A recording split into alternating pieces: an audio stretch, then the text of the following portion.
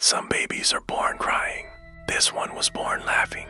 It happened in a crumbling old convent in Rome, kind where the walls weep moisture and the candles sputter like they're choking.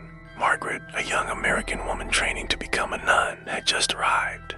Bright-eyed, innocent, and utterly unprepared for what was waiting for her. The Mother Superior said the convent was holy ground.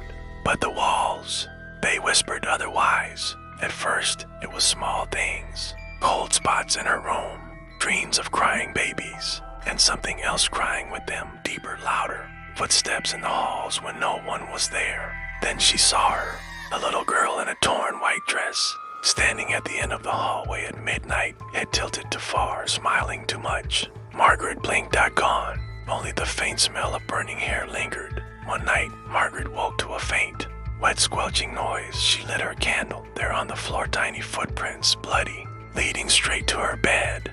A soft giggle floated up from under her mattress. The candle flickered wildly. Margaret backed away, heart hammering, but the laughter followed her, slithering into her ears. The nuns said they were protecting a miracle, a blessed child, they whispered. But Margaret saw the truth. It wasn't a child.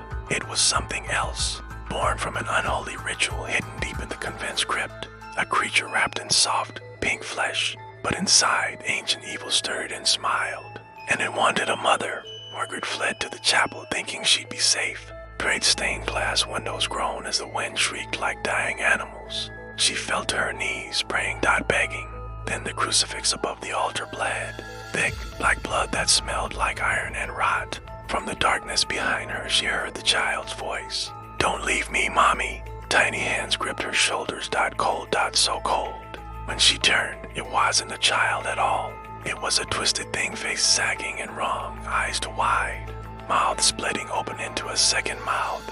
It crawled into her arms, and Margaret couldn't move, couldn't scream. She was already his. Days later, tourists passed the convent.